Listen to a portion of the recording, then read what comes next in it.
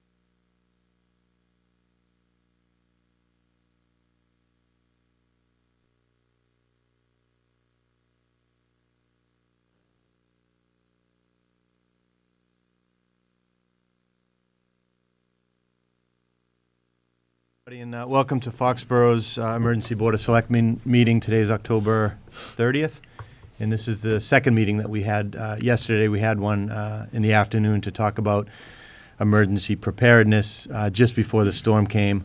Obviously, the storm came last night, and we're kind of picking up the pieces. So this is an opportunity for the emergency preparedness team to update not only the Board of Selectmen but the people at home on the current state of events with the storm Irene that just hit us. So at this point, I'm going to turn it over to Kevin. He's going to brief us, and then we'll go from there. Thank you, Mr. Chairman, members of the board. I'm going to, once again, as we did yesterday, give you kind of a 1/30,000 overview and then go to Roger, Tom from National Grid, and then a couple of the department heads. There is both good news and bad news. The good news is that it would appear, as of right now, that we are somewhere between 10 and 20% of the community without power. At the peak of the storm last night, we were told that we were around 75% without power. Now, a little unclear at this point if those numbers were or weren't accurate, but we proceeded on the basis that 75% of the community was without power. In conversation with the superintendent of schools, based upon that information, and also being told that this would be a multi-day event, i.e. we would be out of power for multiple days, superintendent of schools made the decision to cancel school. And we mention this in particular because there are a lot of parents that are probably wondering today, since the schools do have power, what exactly happened. Well, I want to make it absolutely clear. Superintendent of schools was given the information, and based on information, the only reasonable choice was to cancel school. Between last night and this morning, National Grid was able to recover power from a very significant number of citizens who were without it, whether it was 75 or 50 or 60, we don't know really. But they got it down to somewhere around that 10 or 15% number by daylight, basically. So the information that we acted upon last night with respect to schools was accurate as of the time. Daybreak brought a much better situation. Second thing of a general nature I want the board to be aware of, the primary problem, to the extent we are out of power in town now, is not local trees. We actually only had about 12, 13, 14 large trees go down last night, and Roger can say more. Roger Hill, DPW Director, can say more about that. But the primary problem is outside of town borders. Once again, it is the so-called I-loop. Union Loop. The Union Loop, think large transmission lines like the big giant 200-foot towers that you see come into a large substation in Attleboro. From Attleboro, another line, the Union Loop, which is literally a loop, distributes power like spokes off a wheel, and our power comes from that Union Loop. Two of the giant cross-country towers blew over. These are the huge ones you see crossing highways. Those fed the Attleboro substation. Now, this is all the information I was given. Tom is going to refine this in a few minutes. The Union Loop has 12 sections to it. 5 of those sections were compromised in some way. What we were told last night, because of that situation, because the vast majority of power to Foxborough comes from that Union Loop, spurs off of it, that was what was responsible for most of the community being out of power. At around 8 o'clock or so last night, the line from Plainville, which is separate from the Union Loop, was energized, and that brought up the hospital, most of Route 1, right down to the intersection of Route 1 and North Street, basically everything south of that. All came up, the businesses, the stadium, the hospital, etc. I did receive a call from Marcy, president of National Grid, just prior to that, explaining the sensitivity of the fact that the stadium comes up and the rest of the town is still dark and people are upset. And she very carefully explained, and again, I want to make it absolutely clear, that is a separate feed line which comes down Route 1, is not, if you look at the trees out there, you can see that there are not many opportunities for that line to be interdicted. And it was a simple fix. They fixed it and power came up. The Union Loop's a whole different story. I think in the days to come, what we will need to ascertain is how National Grid allowed the Union Loop to once again be compromised. I think it is absolutely outrageous, and I know that all of you have very strong feelings, and many citizens in the community have spoken to you with very strong feelings. The Union Loop was the power feed that failed Foxborough, both with Hurricane Irene and then again with the Halloween storm last year. It was absolutely clear that the Union Loop was the weak point in the system. I know for a fact, because I went out and witnessed it, that National Grid spent a great deal of time working on the Union Loop because maintenance had been neglected on that loop for years. The trees had grown up above it, and they had encroached into the right-of-way that surrounds it. They blew the trees back, and they reduced the masking and clearance on those trees.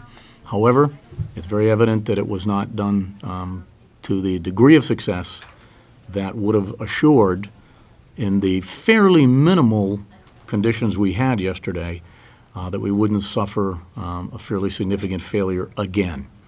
I think in the days to come, the board must insist on learning what failed again and receiving some assurance that this is not going to fail in the future. Because frankly, if we end up with even 10 or 15% of the town being out for 2 or 3 days, on top of 2 one-week periods last year, this is just totally outrageous in the year 2012. This should not be happening. Moreover, communities all over the state, subject to the same meteorological conditions as we were, did not suffer the kind of large-scale power outage that we suffered. And it is because of this Union Loop, which appears to be especially vulnerable to all sorts of interdiction due to weather. We've got to get to the bottom of this, and we've got to get this fixed so that it doesn't happen again, because we are certainly going to have additional storms with 40-mile-an-hour winds. That is without a doubt. The last component of my overall brief is to say to the board that Council on Aging, Board of Health, Veteran Services are looking at their vulnerable population. If it is, in fact, to be a multi-day event, and we don't know that yet, we'll learn in a minute, but if it is, then following this meeting, we're going to compare where those vulnerable folks are to where the power is out and make a determination if we need to start, A, shuttling our folks to the Attleboro shelter, B, sheltering them ourselves, and if so, what the appropriate setting is, whether it's open a shelter or put folks in a hotel or whatever it is. And we've done combinations of those things in past years. So we'll make that determination. And we'll plan one more meeting later today for the department heads, and if the board would like one more brief of yourselves based on what we learned during the course of the day. That's my kind of overall report, and now I'll go to the chief for some more specifics, and then to Tom, and from the chief and Tom to several of the department heads who may have some more information to share with you as well. Thanks. I'm not going to everything that Kevin just said. The biggest thing is that overall, if you look at the community, we got a lot of success. We didn't have a lot of damage as we did last year. Tom Coughlin and Deputy Chief Bagley did an outstanding job getting out there and coordinating exactly what the damage assessment was looking like and passing that information on to National Grid. I want to commend the police department and the fire department for getting out there and dealing with a lot of volume in regards to alarms, activations, and calls that we had. Probably I would say we started seeing it around noontime, the volume really creeping up until 9, 10 o'clock last night, and then we had another spike around 11 and 12, and then 1 o'clock this morning. We had basically 3 structures that were damaged in the town, so that's positive, and Bill Caspero went out and did inspections of those properties, one being in a business and 2 being residential. Roger Hill's folks were out there doing a lot of debris removal, but we didn't have anywhere near what we had last year. And so the town's roadway structure is pretty well intact. We don't have a lot of closed roads. I do feel bad for Deb. We went back and forth all night trying to figure out exactly what decision to make, and I do apologize, but we had a lot of unknowns. The biggest thing is right now is that most of last night, my biggest concern was Centennial Court, where we had one of our 2 senior housing properties without power. They came up early this morning, had power back up. So our 2 critical resident areas are intact. They're not in any jeopardy or any risk. That 10-15% is residential. My feelings are right now is waiting to hear from Tom when we think we might be getting that power back up. But the weather is on our side. Today we're going to be looking in the mid to high 60s, maybe even 70 degrees.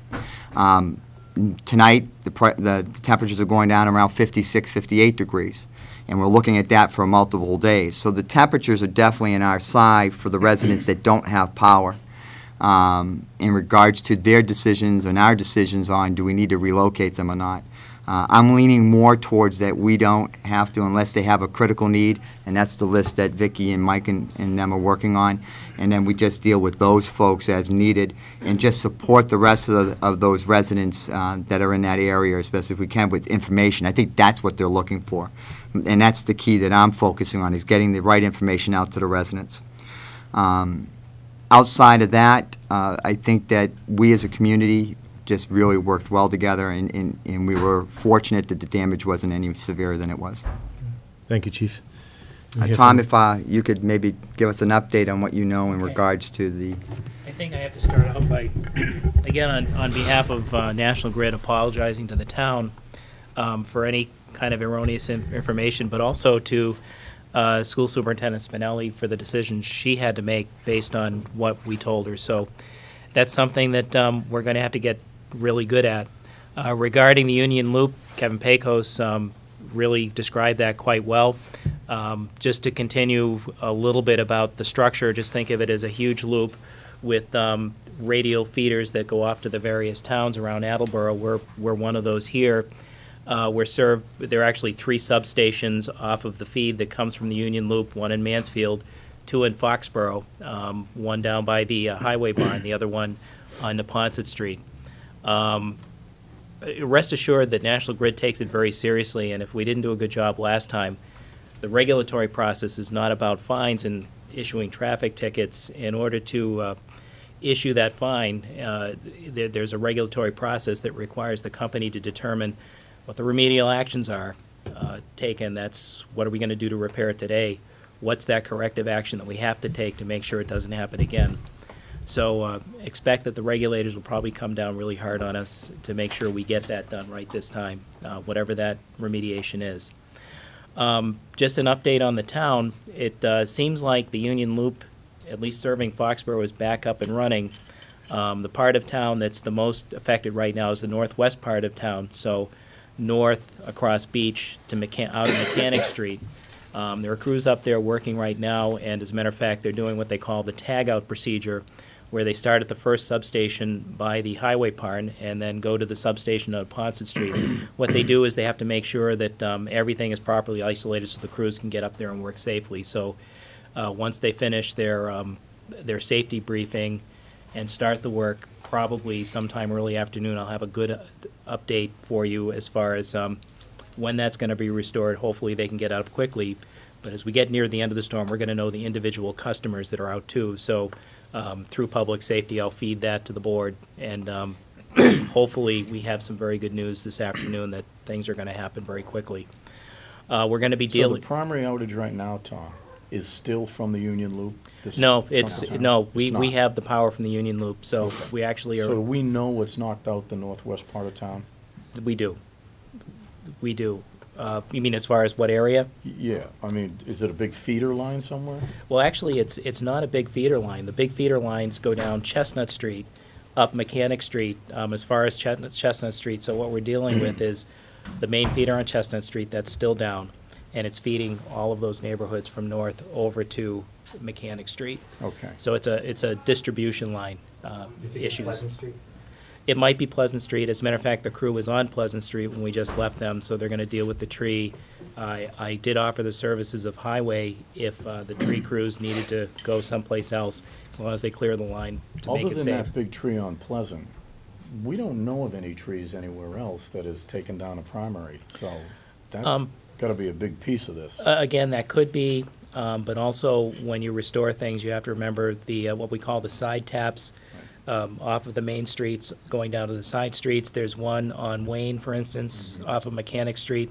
So what they need to do is survey that, make sure it's properly isolated, because if there's a short and they turn the big circuit on, we won't pick up the customers, because it's in a storm restoration, you survey it so you can pick up as many customers as at one time, and then you go and take a look at the side taps and restore those next. And then the next thing would be the individual house services Okay. after that. Mr. Chairman, did the board have any other questions? I do. Does the board have any questions or comments? I just, yesterday I left here feeling pretty good, feeling like we were, gonna manage this pretty well. And I don't know if it's selfishness or not, but again, it's going on, since 4:15 yesterday. I have no electricity, and neither does Lorraine, and neither does Jim. And, 3 out of... Single on us out. No, we're It's gonna 3 come out of the over for 5 members supper don't. and our showers and everything to Ginny's in your house. But, That's cool. when it's 3 board members out of the 5 that are, still without power, that just says a lot. Kevin's saying 10 to 15%. Well, right up here at this board, it's not. It's more than that. And so there's folks out there, that are wondering, when we're going to have it. So I'm hoping that we have a good answer, because yesterday I left here feeling pretty good that we were all set, because, you'd spoken about the Union Loop, which, we know more about the Union Loop than we've ever had to deal with. But after leaving, you said you had a crew right there, and that crews have been working on it. And I'm not picking on you, Tom. You have to understand this. I am so grateful that we do have a liaison that's given us the information right away when we need it. But, National Grid is telling us that, we've been here for 6 months, we've been working all this, and then to have it, still go out 75% like yesterday, And I'm driving to work this morning, I'm going through Sharon, and everything's lit up, and Stoughton's all lit up, and Canton's all lit up, and my little town, I'm leaving in the dark, and I just, it's frustration. It's not selfish one bit, because 1 minute without power is an inconvenience. So I can't say enough how sorry we are, but also that's part of the regulatory process too. If we're saying things that and giving false hope, and the things that we say we fixed didn't get fixed, well, obviously there are questions that have to be answered. So those are the questions that we have to answer. 3 out of 5 is a majority, by the way, Tom. Tom, I checked with Mansfield, and I don't know if Jay Barrows is still here, but, we lost 75%, and their number was 38, and it wasn't 38%, it was 38 customers that lost it, and by 10 o'clock, they were all up and running. And we've done this dance before, and I'm going to try to be as respectful as I can, but, you know, we've got businesses, we've got families, we've got schools canceled, and we've done this discussion before. I went to the DPU hearings and testified, and all we heard was Union Loop. And I kind of equate it to an old Chevy. If the Chevy, you can only put so many parts in it. If it's broken at some point, people will say, get rid of it and do something else. I don't know what our options are. The easy thing is to say, well, we're going to privatize it, but regulatory and selling the poles and buying it is not going to happen. And we got to put our faith in National Grid. And I've had the discussions with Marcy, and she kind of came down on us for going to the press and making a big deal about it. And you know what? I would do the same thing starting tomorrow, because I'm angry. The people are angry. When the newspapers and the television crews set up on our common the day before to say, I wonder what's going to happen to Foxborough. And it's almost, you know, a joke. This is the third time now. I'm sick of it. I'm tired of it. And as Linda said, you know, I'm grateful that you're here and you're the liaison. But the same thing that you're saying now was said last year, and it was said at the first storm. It's the Union Loop, and we're going to try better next year. And the businesses are tired of it. You know, we have one issue where, you know, we have a liquor violation, and we have to close them down for one day, and it's devastating to a business, and we understand that. We're working on the second day now that businesses are out of commission, daycare, schools. We're fed up with it.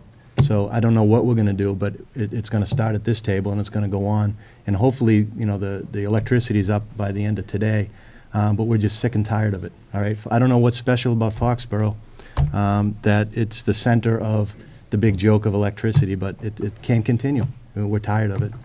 So if that's a message you can take back to Marcy in the DPU for the second round of, you know, if you're going to call mitigations to fix it, let's start there, because I don't want to be doing this again next year. And there was no, you know, the big sales on the trees, you know, the leaves fell. That wasn't the issue. You go through the towns, I can't say enough for the DPW and the Board of Health and the seniors in our town. We took care of it. We did as much as we could. And at some point, unless we're electricians and can climb up that pole in the morning, I just don't see the love coming back to Foxborough and showing us the crews here. I see a lot of promises. I see a lot of what ifs, and we'll be there. But at the end of the day, all that goes away, and we're the second day without electricity, and all our neighbors have it. So there's probably nothing you can say on that side of the table that can, you know, to console us right now. But I don't know where to go with this. So. Yeah, Mr. Chairman, we need to stop making promises and doing. So that's what we need to do. Now, and I asked the same question last time. We've got a lot of refrigerators that it's a few $100s that people are going to have to spend. You know, the daycare, all that money that came in from the last, and I understand it's still a process. What can we expect on our electric bills? What can we expect moving forward? That somebody hears it, and it's not somewhere up at the corporate level in the you know, the higher up. What do we tell people when, you know, I get a cell phone just from this morning of questions. What do we tell people other than we're going to do better next time on this Union Loop? Because it's not Foxborough. It doesn't seem to be in Foxborough.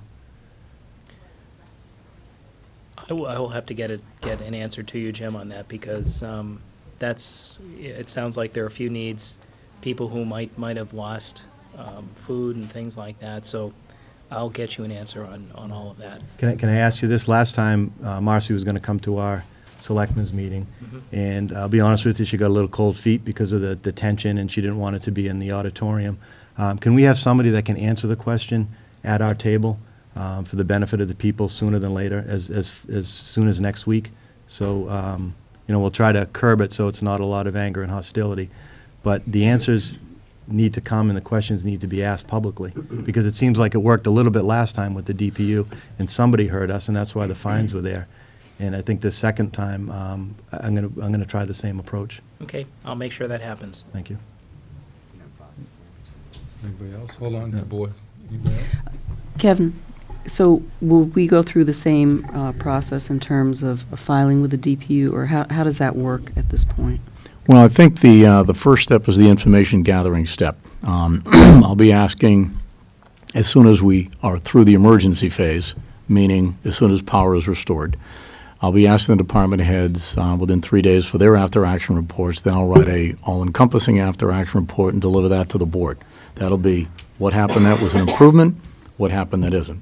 pretty much tell you now that the two areas of non-improvement were the Union Loop, and I'm not seeing crews here fast enough. There's no reason why crews shouldn't already be here, staged, and should have been working this morning at 5 o'clock. 5 o'clock, there was not enough wind to keep a bucket truck from operating. They should have been here, and they weren't. So those are the two big failings I suspect we'll end up seeing. In terms of locally lesson learned, we really didn't, Roger and the department heads did outstanding work. I think they get an A+. The chief, the DPW director, all the departments just did phenomenal work from all the lessons that we learned last year. And as Jim said, we did everything we could short of climbing poles and putting electricity back up. So I don't think there'll be a lot there. Once that AAR is written and delivered to the board, then it gets turned over to council. Council prepares the DPU. It's a representation, if you will. It's a notice that we are a party of interest. We're not allowed under the current statute to bring a claim ourselves. That's brought as a class action, if you will, by the Attorney General. But we're a party of interest, put it that way. Opportunity is there provided to us to go and make our comments at the hearing with our representatives. But I think at the end of the day, I said this last year, I'm going to say it again. The law is deeply flawed. It doesn't allow, for instance, when the AG assesses a fine, it doesn't allow any sort of recompense to individual ratepayers. So here you are, an individual ratepayer, and you've lost a refrigerator full of food. You maybe have a hotel bill for 2 or 3 days and whatever other expenses you might have. But the state gets the fine. This is a ridiculous system. It's just a truly ridiculous system. And the town can't correct the problem. I don't know if you heard, but National Public Radio, the local affiliate in Boston, did a story. Why have there been no municipal power corporations formed in the last 50 or 60 years? Because the law is so deeply flawed in the way it values the assets so we can then turn around and buy them that it is hopeless. No town can do it. So the law got filed last year, and with a full head of steam, pushed by Hurricane Irene and the Halloween storm, people were confident that the legislature would finally do something. And you remember I sat right here at this table and I said, forget it. 20 or 30 million lobbying dollars from National Grid, NSTAR, and the rest of the investor-owned companies will kill that bill. And what did it do? It killed the bill. And so we still have no effective means to really ensure that the public gets the kind of effort to make these facilities operate properly. As far as I'm concerned, the DPU is useless at affecting change. Useless. I've gone through this in my career 20 or 30 times. It is so frustrating that the investor-owned utilities are continued to allowed to do this, and there's no effective way to fix it, because the only effective way to fix it is for us to own the asset or become a customer of Mansfield. We'll find out how many customers in Mansfield were out yesterday. I think Representative Barris said, what was it, Jay, 7 people? No, you had 38 out. 38 people out. Comparatively, we had They were all back up 5,000, within and they were all out within hours. We had 5,000 connections out, which probably represents 15,000 people. This is just ridiculous. But, and you're hearing some frustration, and I apologize, but the reality is this won't get fixed by anybody other than the legislature changing the law so that customers can get some recompense when the fines get levied. People who suffered get the money back, not the Commonwealth with millions of people who didn't suffer anything and they are benefiting from it. And the town government of Foxborough and any other affected community being able to affect real change by having some choice in who supplies us power. National Grid can't get it right, then we'll go buy it from Mansfield Municipal Power Company, or we'll form our own muni. Can't do it right now. So that's obviously a discussion for tomorrow. You want to bring up one any? more thing. I knew that the power was one of your biggest concerns. The second one that always seems to be a question for us is water. And we have 2 pumps down, but we have plenty of storage. And I just turned to Roger Hill to come to the mic and just talk about the 2 pumps that are down, but we still have plenty of water for the community. The wells on Sprague are down because we have 2 trees on the line, and it's shorting out the primary. National Grid has to remove those. We can't do it. It's up above the wires. And Station 1 is down. The auxiliary engine's working good up there, but it's running hot. And since we're okay with the water anyway, and we've got plenty of water in the storage tanks, we decided not to try to drive the well with that auxiliary engine. We expect that the power will come back in that third quadrant pretty soon. Soon enough for us to meet any demands that the system might have. And demand is very low right now, as you can imagine. So you're kind of on hold right now till National Grid crews take the wire away? Yes. Okay. And from a DPW standpoint, first I want to thank the Chief of Police and the Fire Chief for great cooperation throughout the storm.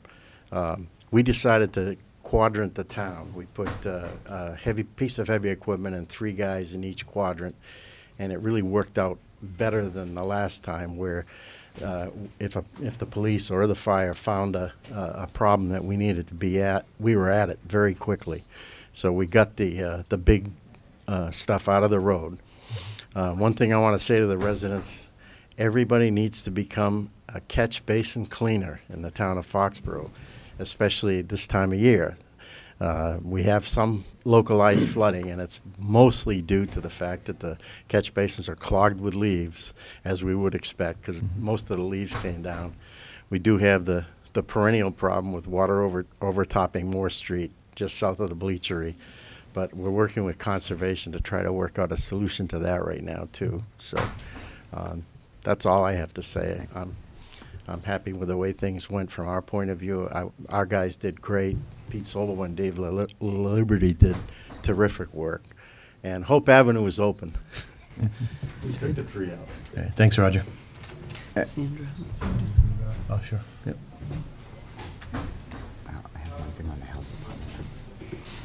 Jim, I have a request to make of the homeowners in Foxborough. I live on Oak Street. Okay. In the past month, we've had a loss of power 2 days, 2 separate times. And it didn't come from a storm, not a hurricane and not from a snowstorm. It came because people had on their private property old, rotted, weakened trees. And it's on private property. And I think, I know it's very expensive to do. I've taken down 7 absolutely beautiful blue spruces. Killed me to do it, but they were 50 feet tall, and they were near the wires. It had to be done. So I think we as homeowners also need to assume some responsibility, because our neighborhood was with a loss for power on weekend. So I think, we need to start looking at that too and being responsible. Yep. Thank you. Very good point. Thanks, Sandra. Mr. Chairman, I wanted to mention, because we should give credit, I don't know if it's what Roger was about to say, but we should give credit where credit is due. National Grid did embark on a massive tree and limb clearing program here in town, aided by our own tree crews. And it would appear that that effort was most effective, because we have very, very few limbs and trees and wires. And most of what we did is not in the public right-of-way, which we could have affected. Right on to Sandy's point, most of what occurred during this storm was on private property that we can't affect. But National Grid and our own tree department does deserve a lot of kudos, because you're seeing the result of their excellent work right now in that area. Yeah, well said. Thank you. The last comment that I have, and it's from Pauline Clifford, that is actually at another meeting and couldn't be here. In regards to the folks that lost power yesterday, I don't think we have any health concerns in regards to the food that was in your refrigerator or any of that type of things. My comments right now are the 10–15% that don't have power. Depending on what happens and how much power, how much longer we go without power, we want everybody to be very concerned about their refrigeration. And again, the message we gave last year is the same message this year. If you have any question or you have any doubt about its ability to be eaten or not, if you have a doubt, throw it out. We don't want anybody, especially with the folks that have no power, if you have any questions about the ability of that food still being good, don't take any risks, don't take any chances, just get rid of it. Okay. Anyone else from the public that wanted to, if you could, sir, if you wanted to just come to the microphone? And for the record, if you could just introduce yourself. Excuse me? And for the record, if you could just introduce your name. Yeah, my name is, It's on. this thing on? Yeah. My name is George Garabian. I'm, live on Shoreline Drive. I went through last year's of 5 days a week, and this year, I guess my question is, I wasn't aware of the Union Loop. Does that feed that area of Edwards Road and Beach Street? Is that all part of it, or does that come off of Route 1? Yeah, that comes from one of the two substations in town, the one by the Highway Barn, and/or the one off of Neponset Street, or on Neponset Street, not off of Route 1. So if it's up near Beach Street, say, right now, Yes. that's not related to the so-called sub-transmission line that comes to the two substations that's fed from the Union Loop. That's actually local damage that's occurring. So that would be trees that have fallen on the lines, fuses that have opened up because the lines have been shorted or something like that. So I've actually been up there today and have been up there quite a bit in the last 2 days to take a look. Do you have an estimate as to when something like that's going to Yeah, that's taken care of? what I'm promised to do is when I figure out where the crews are, because they're in the process of working up there right now, probably early afternoon, try to get the estimated time of restoration for that area too. So I'll feed that through the fire chief and the town manager. Yeah, the reason I'm asking that question is do I go through the time and energy of securing a generator, knowing that is it going to be 3 days, is it going to be 5 days, is it going to be a week, or is it going to be today sometime? I mean, I'm just looking for an approximation. Yeah. I said some things yesterday about confidence that the Union Loop would hold, and it didn't. I would like to think, based on what I saw today, that much of that northwestern part of town is going to be up today. I hope I'm not a liar when I say that. But, all we can ask for is an approximation. Yep, and that's what I hope to get to the town early afternoon. Mr. Chairman and sir, we're going to have another meeting at 4 o'clock, and at that point, when we have more information, we're going to do a third public information release. We're going to do another one following this meeting, and then a third one this afternoon after we brief the board again. And that hopefully will have the information that Tom's talking about, where we can give an approximation of the damage. Hopefully we've got a lot of the power brought back up, but we're able to tell folks that aren't roughly when it's going to happen. Now that message goes out Facebook, Twitter, over the internet. It goes out, where else does it go out? The patch. Goes out through the patch, Foxborough Cable, Reverse 911. and reverse 911. There'll be a message today and another one tonight. So hopefully with all those different means of broadcast, one of those will be accessible to you, and you can get that update. Or you can call here, and physically we'll tell you, we'll have that statement ready to be read by folks who answer the phone. Well, I guess my only comment is if you don't have power, you don't have Facebook, you don't have a computer, you don't have a lot of means of access except by basic telephone. So Yeah, that's what we're hoping with all these alternative means, is that folks have that, if they've got a phone, that they've got Facebook or Twitter. If they don't, then last resort, call here, the main number, and someone will read to you what it is. But I wouldn't do that till about 5 o'clock to be sure we've got the information ready by then. And we are open tonight. okay, thank you. Thank you, George.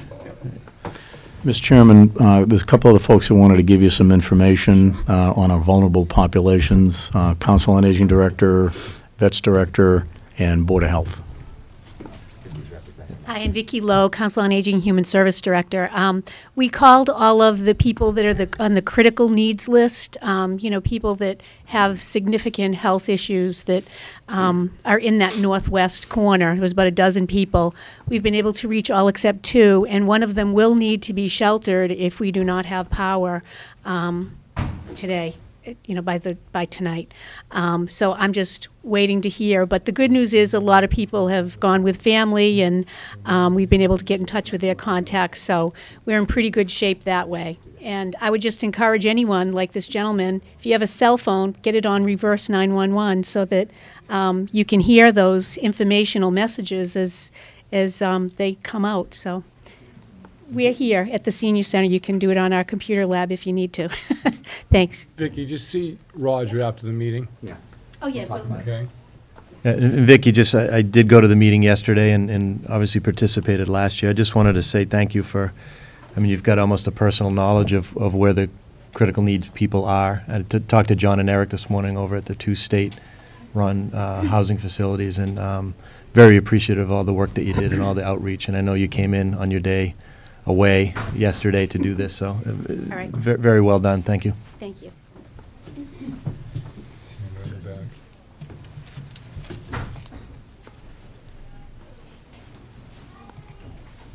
I know if you don't have power, you probably can't recharge your cell phones. So anybody who wants to come down to the town hall, we're happy to do that for them. Very good. Excellent. Thank you. Anybody else? That's it, Mr. Chairman. Other than a question for the board, I know you have a meeting tonight, so you're back in here at 7 o'clock for that. Do you want a briefing at 4 o'clock, or would you prefer maybe come into the meeting early tonight and we'll do the brief then, or what would you like? Is anyone available? I'd like to get the information out to the people as soon as possible. So as soon as Tom hears, checks in with his folks, I'd like to get that information out there as soon as possible. I don't want to wait until 5 o'clock. That's just me. 4 o'clock is the turning into dusk, into dark. Yeah, so. If we can have information back here by 3 o'clock, then... Here's what we can do. We can send the information to you electronically and on your computers, to the extent hopefully they're working, or your cell phones get it. We'll send the information out over all those other means I already mentioned, and hopefully you'll get it. And if all else fails, call Roger or I, and we'll give it to you personally. Then you don't really have to come back here and meet, but the public is going to get it just as fast as we've got it. We may have it at 2 o'clock for that matter. We don't know. So we'll do that, and then we'll repeat it publicly at the 7 o'clock meeting, Mr. Chairman. If you want to give us 5 or 10 minutes at the beginning, we'll do a quick summary. Makes sense for everybody? Well, I read somewhere on one of our emails that Marcy was going to be in town today, so I'd like to... Don't know when. She couldn't give me she couldn't give me a time because the coastal communities, where I guess they've got some customer base, are in much, much worse shape. Ironically, maybe not with power outage, but with other related problems that they're dealing with. So she couldn't give me a time. And in fairness, I couldn't pin her down to a time. It's not reasonable. So I don't know when she'll be here. I think the biggest issues that we're going to talk about is how many people are left and when it's going to come on. So if that information goes in a press release, the report of the Chronicle, Patch, Mike Weber at Foxborough Cable, if that can go out, we don't have to meet as a board for that. And if it sounds like it's going bad by 3 o'clock, email us, and then we'll set up a meeting for 4. Okay. I don't want to meet and take everyone's time if it's something that we can avoid. Does that make sense? Okay. Can you include in that there will be schools tomorrow? Your power is back on at all the schools. Right, so when you send out whatever you're sending out, because people don't like to call unless... Oh, you want us to mention that? Yeah, sure. Yep, Deb, absolutely. we're going to actually meet right after this so that I can get the same message to you and to Chief O'Leary to go out with the reverse 911 through your school system. Oh, you want me to send your... Yeah, if that's possible. Sure. And then the only other thing is for that 10 to 15%, please, people, if they see any power lines down, stay away from them. I know that it sounds like a broken record, but it's important for public safety that any lines down, especially where kids are out there, and it's a nice day, for people to just stay away from any down wires. Yeah. And emphasize the fact that we're grateful not one person got hurt on this Exactly. storm or last one. All right, so we'll put some time at our 7 o'clock meeting before citizens input. If you can give 5-10 minutes just to update everybody again for the public. All right. Thank you all for coming. Do I have a motion? Motion to adjourn. Motion to adjourn, second, and all those in favor? Aye. Okay, thank you all. Thanks, Tom.